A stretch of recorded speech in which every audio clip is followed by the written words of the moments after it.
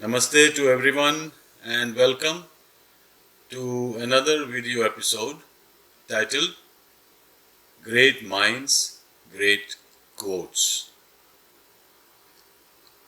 Now why we are doing this series is because we all can learn a lot from what other scholars, scientists, writers, thinkers, philosophers throughout history have said, valuable lessons and teachings.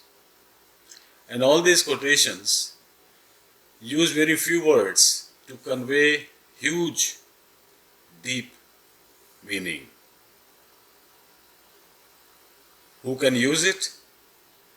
It will be very useful for students as they are growing up, for teachers, for speakers in general, for leaders, researchers, scholars, writers, public speakers. And as you may have noticed, many of the good speakers, writers, etc. often use a quotation in the beginning, in the middle, at the end, and that enhances the credibility of what they are saying. It gives a support mechanism from the intellectual world that yes, somebody else has spoken something which supports what the person is doing, what the person is speaking or writing. So in that way, it is a good comforting feeling that yes, what I am trying to say, somebody else has also said something like this in probably different words. So there is a great value in these quotations. So the topic for this video is growth, and I have a few very precious gems of wisdom. The first quotation is by Ethel Barrymore. You grow up the day you have first real laugh. You grow up the day you have your first real laugh at yourself. Now this is very interesting. How can laughing about yourself can be a growth in your personality and intellect? So I think the message here is that when you know more, you realize that there is much more to know. And therefore, you take any present state of your knowledge not too seriously, because you realize that there is much, much more to know. And when you know more, you kind of smile at least at your past that look, what I was then. I did not know this, and I'm better off. So this kind of continuous growth, and you laugh at yourself, what you knew but you know now better, you also look forward to knowing even more so that afterwards when you look back at yourself, you can still laugh. So, laughing is good for you. This is from an unknown author. I don't have the name. Unless you try to do something beyond what you have already mastered, you will not grow. I know a lot of people, and you may also know, that when they become good at doing something, they feel that this is the end of the world. This is all there is to life. And they do not prepare themselves to go beyond what they have mastered, maybe slightly different way of doing things that may be even greater, or maybe a new area of knowledge and activity that they have not even tried in the past. So the point here is that unless you try to go beyond what you have mastered, you will not grow. Grow is continuous movement forward. It's transcending the stage you are at every stage. If you are at this stage, you go beyond that and keep going higher. And you will find the higher you go, the wider the world is that you can see and know and learn. This quotation is a beautiful one by Alden Nowlen. The day the child realizes that all adults are imperfect, he becomes an adolescent.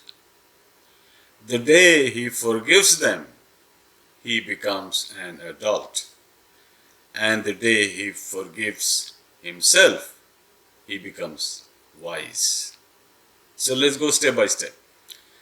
The day the child realizes that all adults are imperfect, in other words, he knows enough to see where things are going wrong, or where things are not enough, not adequate, not intelligent enough. He knows people, more and more people he knows, and he questions, why this person is thinking or speaking or doing this. So he realizes that all adults are imperfect. The next stage, the day he forgives them, in other words, the day he realizes that it is okay to be imperfect as long as one is striving and moving toward perfection. So he forgives those who are imperfect. When he learns to forgive, he becomes an adult. And of course, alongside, he is also becoming an adult. So when he learns to forgive other adults, he begins to forgive himself for his past mistakes or ignorance, but at least he is trying. So when he forgives himself along with others, he becomes wise. So let's all strive to move toward wisdom. This one is by Mahatma Gandhi. Old as I am in age, I have no feeling that I have ceased to grow inwardly, or that my growth will stop at the dissolution of the flesh. So this is also hinting at gradual upliftment, gradual growth in knowledge. So old as I am in age, I have no feeling that I have ceased to grow. In other words, at every age, growth is possible and desirable. Or that my growth will stop at the resolution of the flesh. In other words, he's thinking far beyond. He's thinking that even if I die, even afterwards, I will continue to grow, possibly in future lifetimes. It's a sobering thought, but optimistic at the same time. And the last one on growth is by Gail Sheehy. Growth demands a temporary surrender of security. That's very interesting perspective on growth. A temporary surrender of security, which means that you are not so overconfident of your knowledge, your state of growth, that you develop an ego. That look, I am a grown-up person, not only physically and in age, but in my intellect and my knowledge, I am grown. And you develop a confidence, a false confidence, And that confidence leads to ego.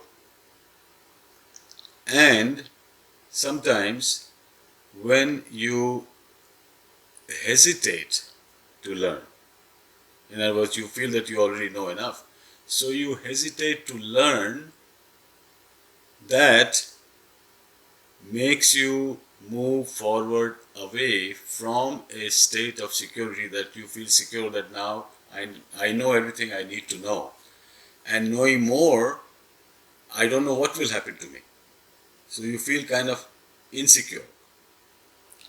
So when you learn to surrender your security in the present stage of knowledge, then you on the path of growth. That was wonderful. Thank you for listening, and we will meet again soon.